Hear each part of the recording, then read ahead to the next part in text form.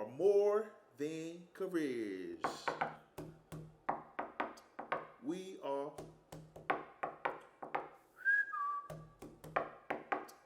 we are more than careers.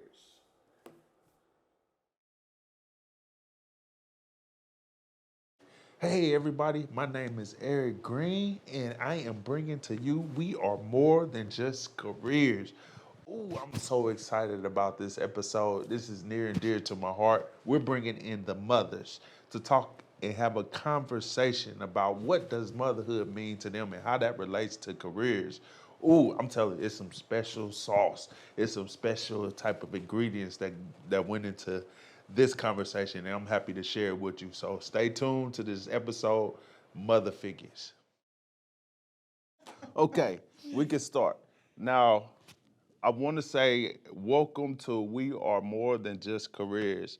I had a fantastic conversation with the fathers, but I was like, I can't bring in the fathers without bringing in the mothers. Amen. Or the mother figures. I'm like, that's wrong. You know what I'm saying? That is wrong. So I have the privilege to talk to some mothers that work at the University Career Center, and it's super exciting for me because I mean I look at my mother and all the things that she's done, and I honestly can say that the mothers really do work harder than the fathers. But hey, don't get that. But y'all really are the glue. When you said that. Y'all the glue. Y'all the glue. But I'm excited just to have a conversation with y'all so we could talk motherhood and we could talk careers. So my first question, well, first of all, let us introduce ourselves. We got to introduce ourselves. So we can go around, just kind of tell your title, your family dynamic, and wherever you want to share, if you want to leave it at that. Your title, your name, your family dynamic. Okay. Yeah. Susan Well. Bradley. I am a career coach for the College of Science. I am a divorced mother of one who is 25, who got married a year ago. And a little over a year ago. And yes, she has a 5-month-old baby, my grandson, who I adore. Oh. And I have 3 nephews who have been really important in my life. They're all like in their 20s somewhere. So that's my family dynamic. Oh. I didn't know you had nephews. Yeah. 3 of So them. wonderful. Oh. So Hey, if I say, oh, don't judge me. No, I'm with the mothers. You know what I'm saying? No, I think it's one of the things. So my name's Jeanette Hickel, and I'm Senior Associate Director in the Career Center. So I oversee the assessment, marketing, operations, and our internship area. But one of the reasons why I wanted to be a part of this conversation, I'm not a mother in the traditional sense, but I'm an aunt. And so I'm an aunt of 3 right now. And so I have an 18-year-old nephew, an 11-year-old nephew who just turned 11 and is struggling with being 11, and a 3-year-old who's very much a 3-year-old. So 2 nephews and a niece. And so it's just been really an important part of my experience. As a sister, I always tell my sister, like, that was the best gift that you could have ever given me because I have been able to support them in ways that I didn't know I had the capacity to do.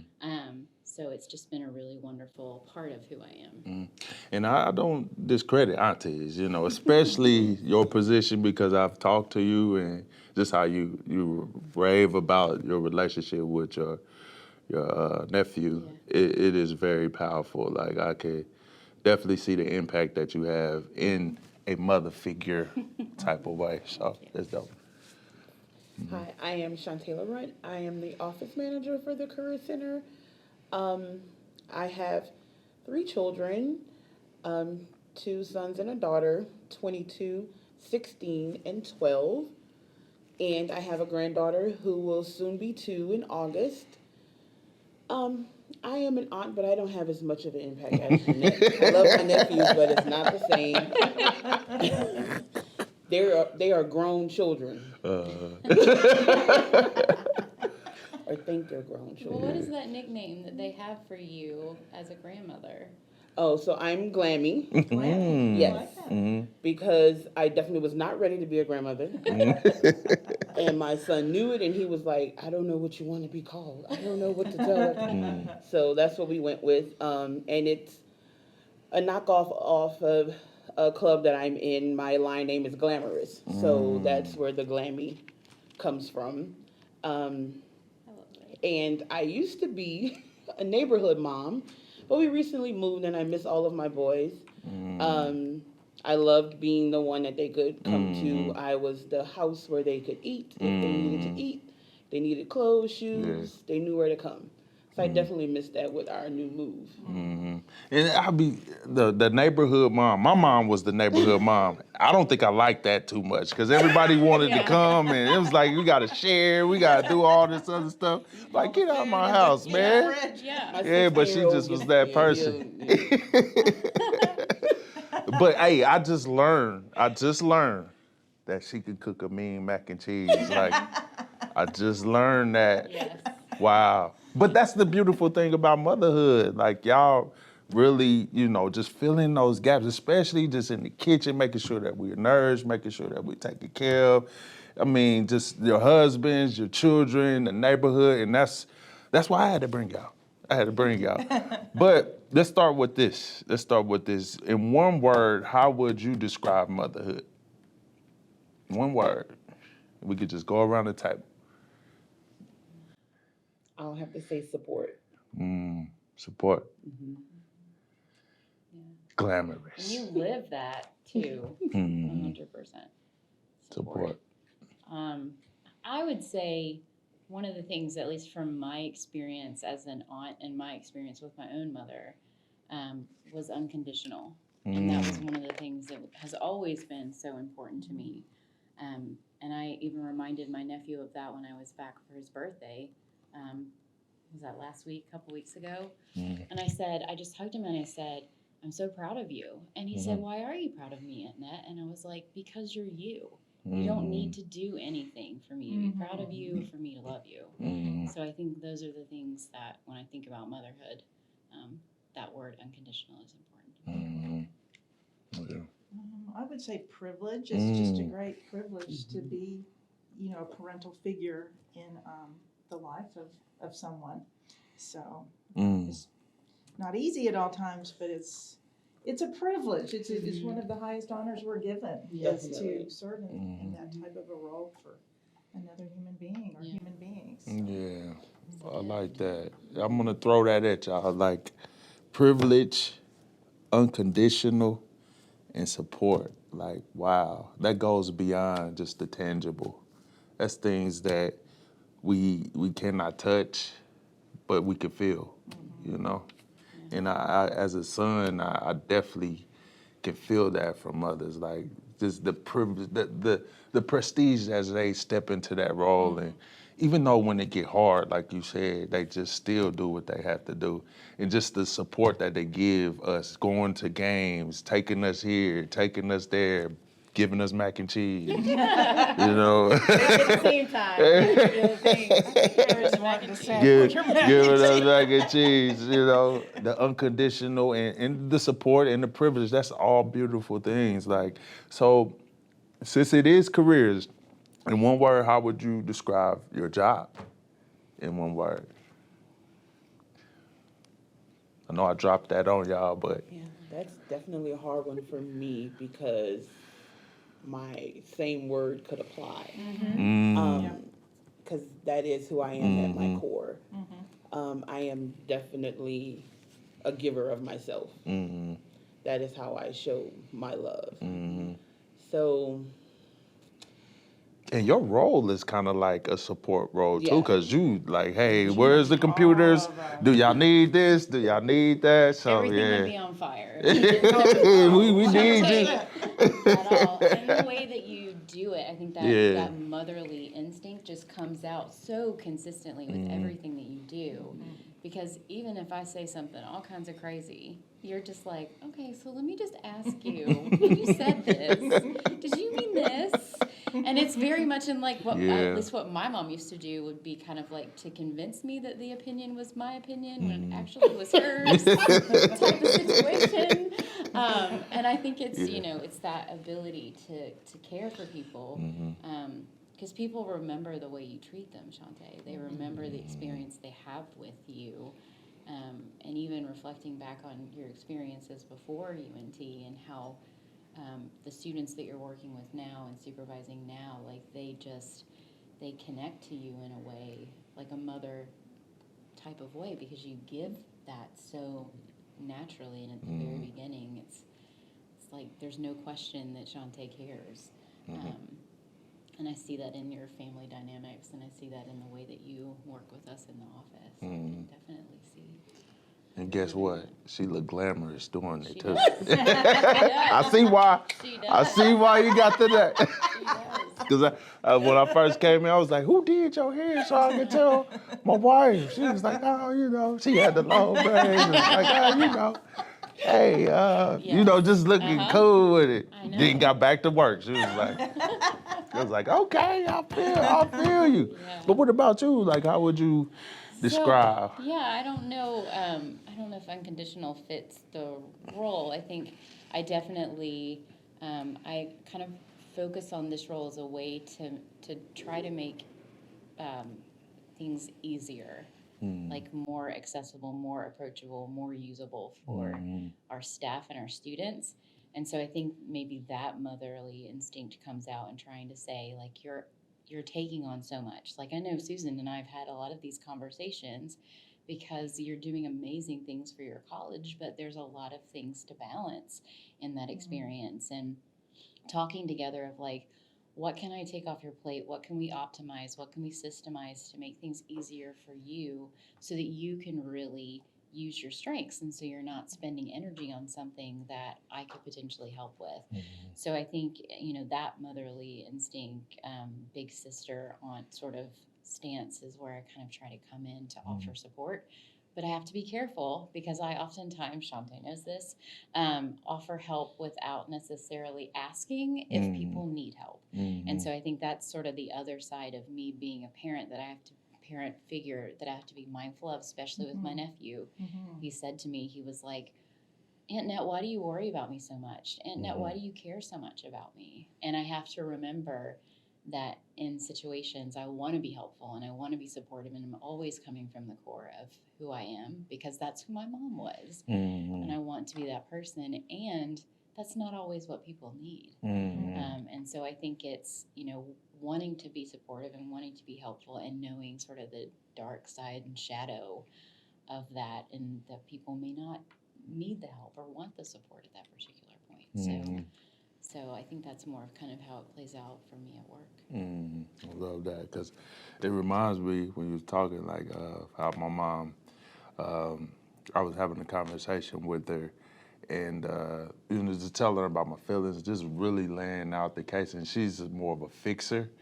And I was just like, and I'm older now, I'm like, how you gonna fix it? I'm got my own house, my own kids.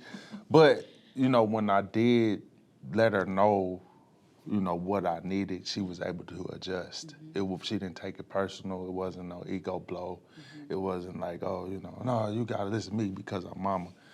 But just able to adjust. And I like how you realize, like, okay, maybe this is something that I can work on. And I love that about mothers and about women, that y'all are able to adjust and adapt and just be intentional and look inside and try to fix certain things to make the situation supportive and, you know, all of the things that y'all said. So, Susan, what about you? Well, I really validate what you were saying about, you know, ask, do you need my help? Because I tell you, unsolicited advice to my daughter, it does not fly. No. I've learned not to offer unsolicited advice. You know, she's a mother and a wife now, and she works, and so she doesn't care for me to, you know, try to tell her how to do things. So, but if she comes and asks, then we've got a meaningful communication established. Similar to being a parent, I just think my job is a real honor and privilege. In fact, I remind myself of that a lot. If I look at my calendar for the next day and I've got 8 meetings or 8 appointments, sometimes I'm just like, I understand. But then I will purposely say to myself, I have 8 opportunities to help change people's lives tomorrow for the better. And, you know, that's what we do with our students, is we help them change their lives for the better, or continue making their lives the best that they can. And so Yeah. it really is an honor and a privilege to be in this role where we can serve in that capacity for students. Like we get to, not we have to. Exactly. Yeah. And I'm gonna draw a point out. I didn't know that this was organically gonna happen. But I asked y'all a question like, how would you describe motherhood? And then how would you describe, your job? And y'all said, you said support on both sides. And you kind of alluded to, what unconditional and, and just how it bleeds over into your job too. And then you said privilege. So it's like, when we talk motherhood and we talk fatherhood, it's automatically that when we step into our job, that's who we bring full circle. So I got two more set of questions that I want to ask because we got to mix it up. We're gonna shake it up. Now, what is your most memorable moment with your kids where it just had you feeling privileged?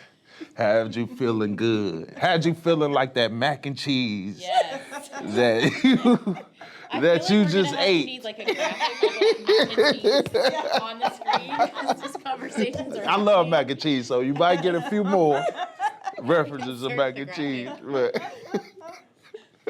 so what was that moment like, man, I feel like, man, this is my calling. I just feel happy. This is a blessed moment for me, just being a mother.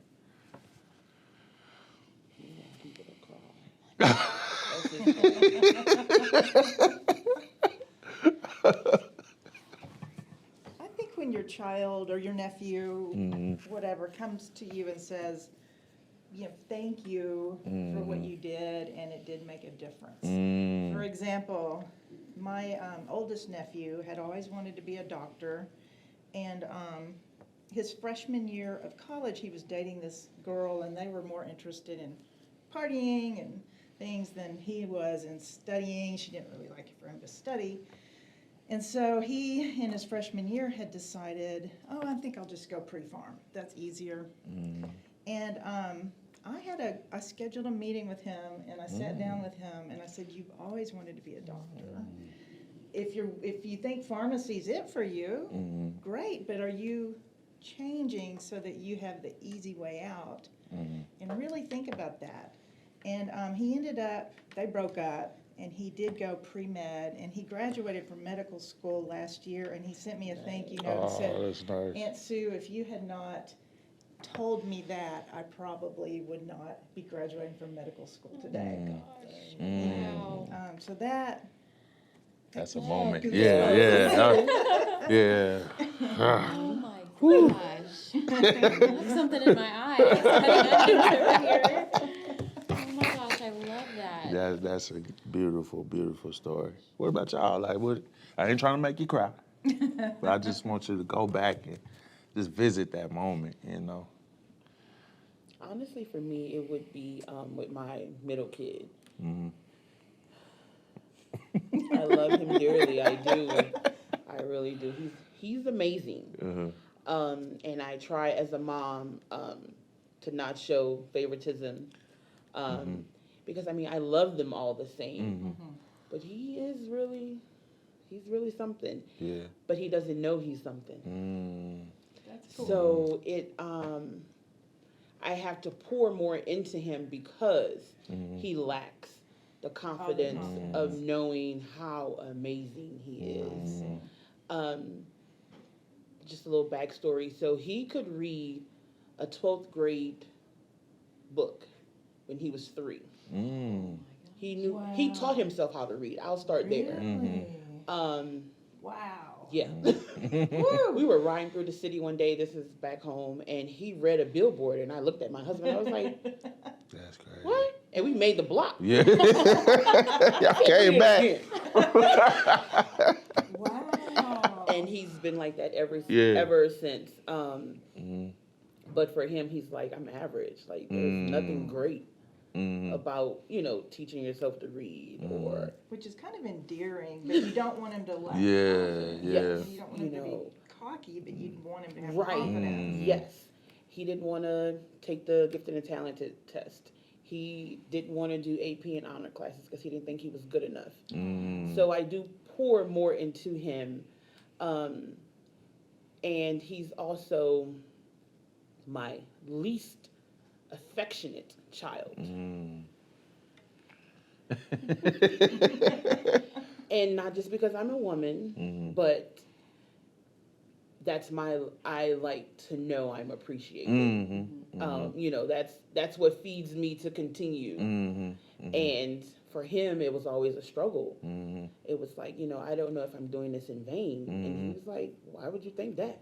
And for him, it was nothing. And I'm like, because you never tell me that.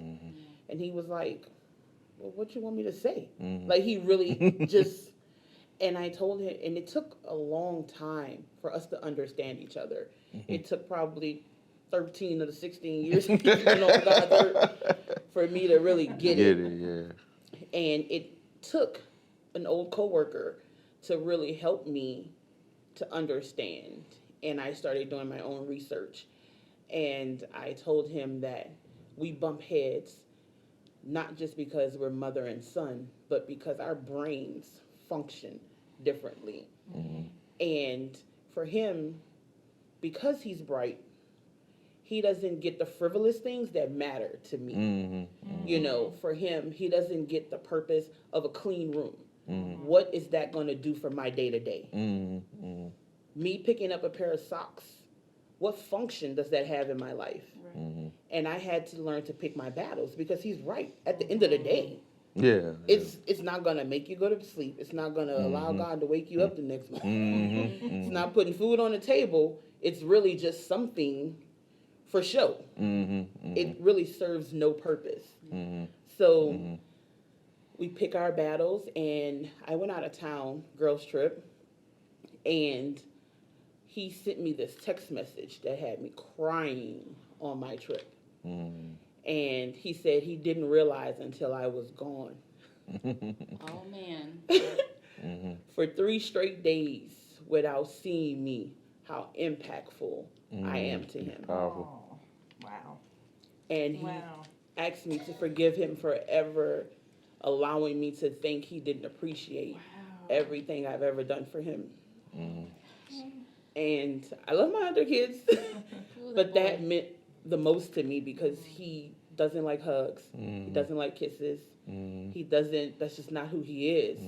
You know, so the fact that I had to tap view all to continue to read his message of him pouring out how appreciative and how much he cared for me was like, I'm good now. For the rest of my life, I'm set. You know, that was the day for me. That's awesome. That's all I can say. Amazing. That is. I can Got me crying. Ooh, see, ah. Dang. I gotta follow that. I was like, hey, let's move on to the next question. Next question. You should have went last, man. Oh, If man. I knew that question was on, I would have said, let's save that for the end and then end it. Nah, that was good, though. Beautiful. Yeah. Fucking. I mean, it's not, definitely not as good as that, for sure. I mean, I will say, I guess most recently, because some of you know that I went back to Virginia, and it was because my nephew, I hadn't seen my nephew in 2 years because he's been in foster care for 19 months of those 2 years. And so when he came back home, they were doing a birthday party for him, and I tried to stay kind of out of the way because they're still trying to navigate the dynamics of that relationship. He's still living with his grandmother, and I wasn't sure, you know, if he needed or wanted me to be there. And so I said, hey, CJ, do you want me to come to your birthday party? And he's like, yeah. And I have this habit of asking again. And my nephew has ADHD. My husband also has ADHD. And I always say, are you sure? Drives my husband crazy. drives my nephew crazy. To which he says, I already said yes. So I would say, going for that trip and being able to be with him and working with the powers that be so that I could be someone that he could be with on supervised visits without his grandmother having to go everywhere with us. I spent like every waking moment with him. Literally, if I wasn't with him, I was sleeping. And to have him message his mom and say, Mom, I've had the best birthday ever, was huge. So, just to be able, even though it was just a small part of that, just to be able to witness it and be able to be with him and have conversations with him in the car when we would go places. And he would say, Aunt Ned, I've changed so much in 2 years. And I said, yeah, a lot of things have changed in 2 years. Change isn't a bad thing. Like, a lot of things can happen in 2 years. And I said, I'll tell you one thing that hasn't changed for me is my love for you. And I love you just as much, if not more today than I did then. And so, those little moments of talking with him about being weird and being sort of out of place and not kind of really sure how to be himself and how to express things and how to feel things has been really great for me because I was kind of the awkward duckling growing up. And so oftentimes people see us together and think he's my son. He looks a lot like you. I've seen the pictures on Facebook. He looks a lot like you. And so we have these conversations of like, he got glasses in second grade. I got glasses in third grade. And so talking to him about like, that's okay. Like, it doesn't make you weird. Just because people don't understand what it is to wear glasses doesn't mean that you're weird. And I said, and even if you are weird, that's okay. Like, be you. That's okay. You don't have to be any particular kind of way. And so, he was just kind of more comfortable with talking to me about things. And we would have moments where he would look at me and at my profile and say, you know who you look like, Aunt Ned? And he said, you look like Granddad. And we lost my dad a little over a year ago. And I'm just like, I'm sitting in a car with an 11-year-old boy trying to not cry. So, I think it's those moments with him that have really helped me grow and learn. And I'm just grateful for him. Man. Whew, see, that's why I love this series that we have in, like, We Are More Than Just Careers, because it kind of peels back that layer. Because, of course, when we come in here, we don't really show all of ourselves. I mean, we do our job. We got our motivations of why we do our job. But I love that we get to talk about those things, those moments that really impact you. And, and it's just beautiful. It's so, so beautiful. So to kind of go to the career side, what was those moments, or students or colleagues or, some people that you maybe manage, those moments where you like, man, this is a special moment in your career.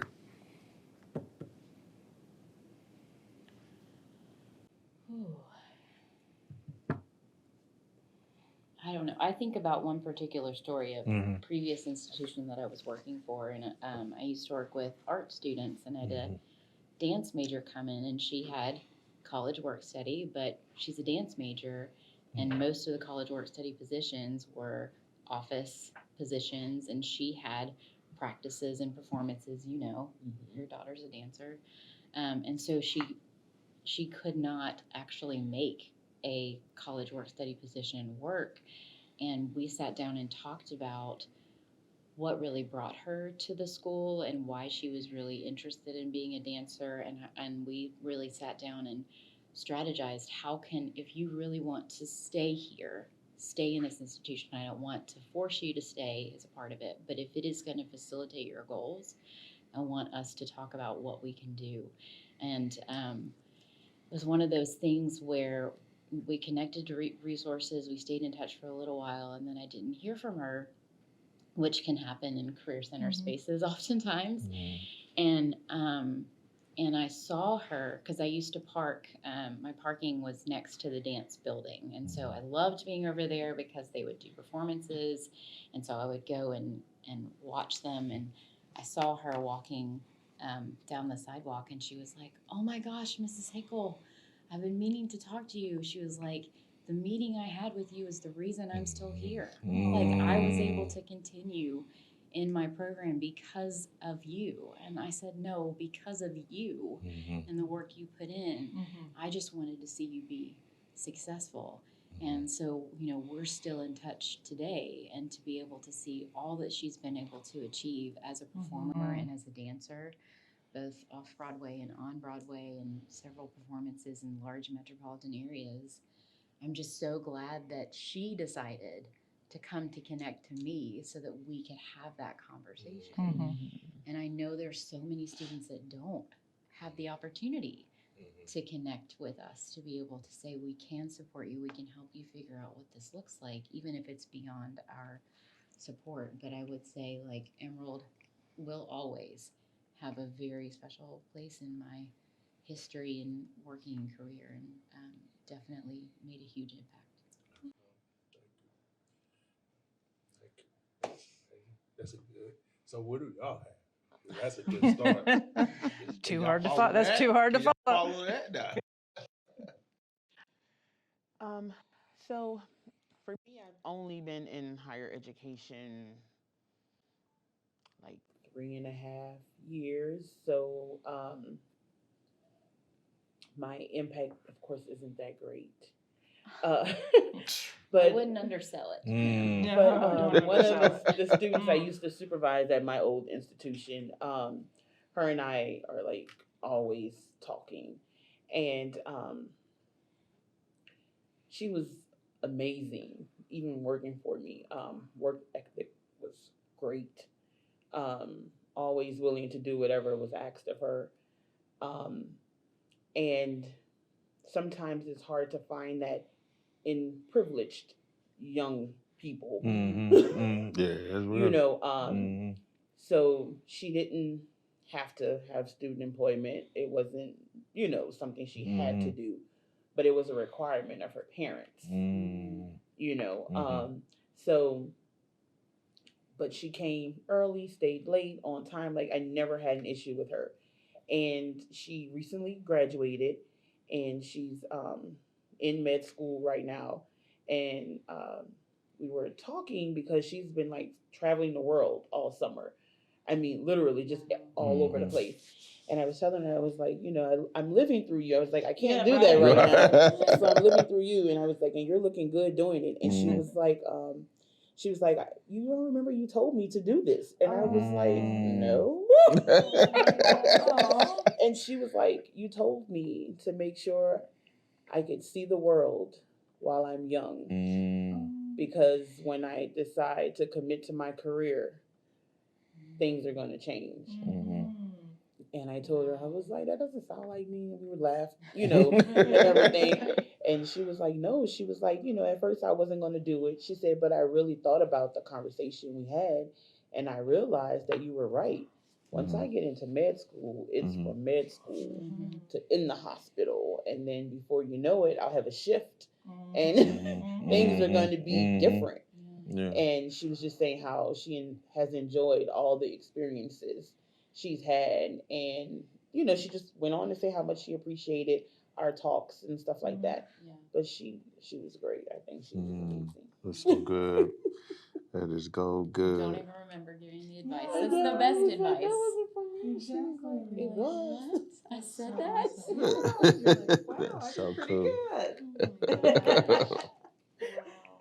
I guess one of my biggest honors, or that makes it all worthwhile, is when students do follow back up proactively, like both of you were talking about. And just they take the time to email you and say you made a difference, or they stay in touch on LinkedIn, and some of them even send me Facebook requests. And I consider that a big honor if someone wants to invite me into their world on Facebook. But those who make an effort to come back to you and say, I heard what you said.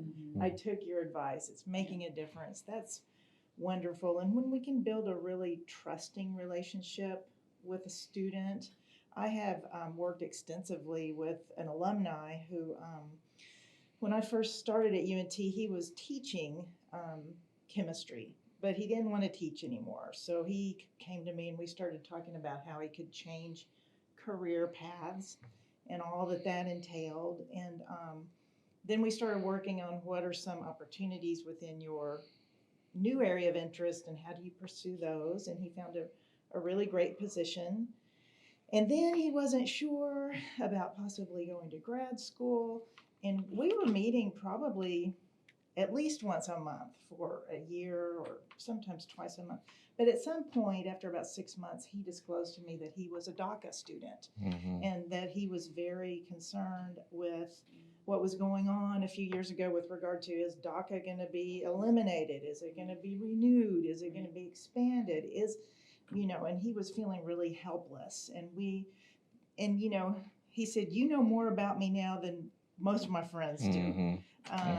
But, we talked through the risks, the challenges, the opportunities, and tried to have a really candid discussion about what was the right next step for him given these unknowns. And he's doing well now. He's up in somewhere in the Midwest in a great graduate program. And he every couple of months he'll drop me a message on LinkedIn or send me an email and let me know how it's going. But that was having that level of trust and confidentiality with him really meant a lot to me. Yeah, to create that space for someone Man, else. that is so I mean, amazing. that's huge to be able to have somebody say, you know more about me than most people do. Yeah. Wow. And I will say that, me just coming here, I've been here for about, 6 weeks. I mean, who's counting? I just got here. I was like, I feel like it's been It seemed longer. I was like, yeah, but I'm fairly You new. still feel new. But I will say just my interaction with you guys, how y'all impacted me. Susan, whenever I reached out to you, and I just followed up with you, one thing you said, anything that you need help with, please reach out to me and connect with me. And Shantae, once I asked you for the whiteboard. And I mean, I had it immediately. Like, she's on it. I was like, dang, I walked in the office, I seen my whiteboard. I was like, oh, okay. It got to work. But you made my life so much easier. It's like anything that you want to ask for, I'll make sure that you got it. And that's beautiful. And then I pitched this idea of, we are more than just careers. You was like, all right, let's see how we can make that happen. And look at this. So just from my perspective, and y'all impacted me, from on the job tip, y'all definitely impacted me. But we can end off with this because y'all already gave some great advice. I remember when you was talking about your nephew and just being himself. That's kind of hard for some students, even for adults, because we have to maneuver and navigate and political and all this other stuff to try to make ourselves advance. And sometimes it's hard for us to be ourselves, or maybe we're just afraid and that possibly can be accepted, so that, and then, what you said just about, seeing the world when you told the person that was working on you, see the world. And we talk about experiences with students, like go get experience as much as you possibly can so you can learn. And then I think you hit them with the SWOT analysis. You said strengths, weaknesses, opportunities, and threats. I was like, oh, I want to go in that session. That business is my background, so I do those things just Bam! naturally. If you do an assessment like that every day on yourself, you'll be able to navigate this world. Your strengths, your weaknesses, your opportunities, and your threats. If you really do an assessment, you can make better decisions. So just offer those advice. Do y'all have anything else to add as we wrap this up, as far as career? Because y'all mother figures, but also we in the career field. So for our audience, do y'all have any career advice on top of what y'all already said? Because I already pulled it out. We can end it off on that. But if y'all have anything else to say, or just for the good of the order, as we end it off. I think for me, one of the things that I've always struggled with career-wise is being honest about my identity and those Mm. roles. And I think, I don't know if that's being a woman, or what it might be. But I think, one of the best pieces of advice that I would give to someone is to be authentically yourself. Mhm. And I do think that there are certain aspects of who I am and what I do that people have to earn space to access. But I think there's something to be said about, even when I think about when I came into this role, first and foremost, it was, a pretty elevated leadership role. I'd been a director before, but I had been a director for a smaller institution. Mhm. So I was a one man shop. I was doing my own thing. And so to make a big move from Virginia to Texas to take this role on, I think I had a lot of imposter syndrome happening, and I still struggle with it. Mhm. In recognizing, what does a senior associate director look like versus what does Jeanette look like, and what is that? How do I manage both of those pieces? Mhm. And I have several support systems, one of which is to my right, that remind me to be who I am, and lead from me, lead from my honest space rather than trying to fit into what a title represents or what my role represents, and really being able to be humble in a space to say, I am in a leadership role and I'm grateful for the fact that I'm in a leadership role, but I don't have all the answers. I don't have all the experience, and I have to be able to create a space of vulnerability, because I don't think,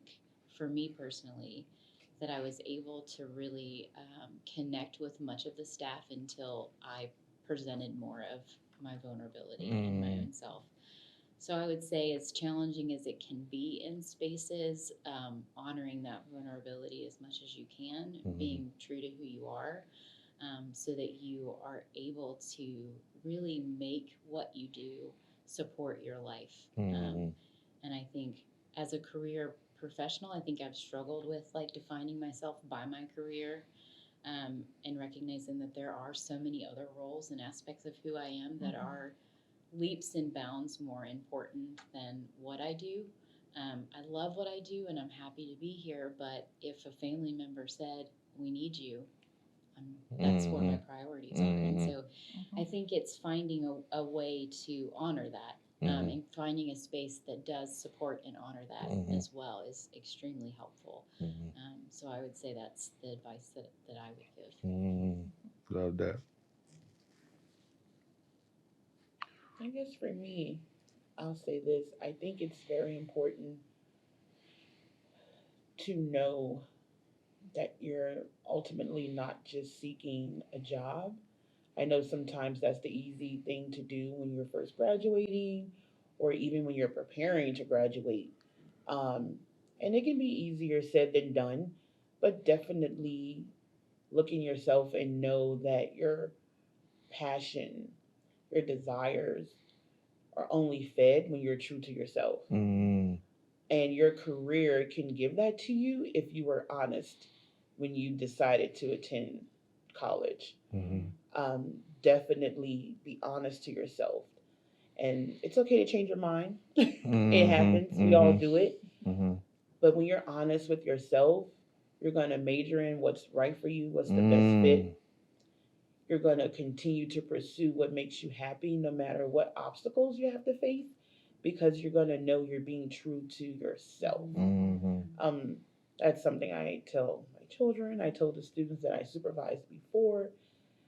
That honesty is going to get you so far, because once you're true to yourself, some of that fear that we were just talking about is going to go away, because you're going to know your value and you're going to know what you bring to the table, because you were already so true to yourself for those 4 or 6 years you chose to dedicate to your education to be able to go out there and succeed.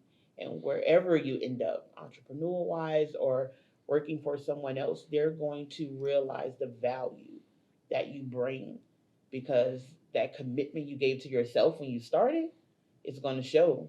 It is going to shine, and you are going to be what you were meant to be. Your purpose will be fulfilled as long as you continue to be honest to yourself. I got to do it, y'all. That's that mac and cheese advice. I had to do it. That was my last one. 5 to 6 Eat it. cheeses. 5 to Layers upon 6. layers. You gotta follow that. Go, See that? You. Hey. Go get us You some go get mac it. and cheese. Go whip us up some mac and cheese so we can have some more energy. Oh to my follow God. your responses. I need some energy. Man, but y'all both said some great stuff. So Susan, come on, man. No pressure. Come on. You the third cheese. Come on. Do I Come get to pick on. what cheese that is? Okay, I'm smoking Gouda today. The Gouda. I guess I would just say, from the standpoint of our students and the people and our alumni who look to us to help them with their life and career decisions, we do take a lot of that into consideration when we're working with students or alumni or whomever. We've got tools that the university pays a lot of money for to help you integrate those different facets of your life into how do you approach your career. And so, the resources are here. You're surrounded by people at this university who know what it's like to juggle multiple responsibilities, and that life is about more than just get a degree, get a job, that it's a multifaceted, really critical situation or consideration for people. And so we're here to help. And we're right there with you. We've all had the same kinds of decisions to make, and the same challenges, the same opportunities and blessings, and come see us. That's a perfect ending. So again, we are more than just careers, and this is the mother figure edition. So fellas, ooh, we came for you. But no, like Susan said, we do have resources here. You definitely want to come out and take advantage of it. But these are the people that is working here, and you just got a glimpse of that. So thank you. Stay tuned for the next episode. But we are out. Peace.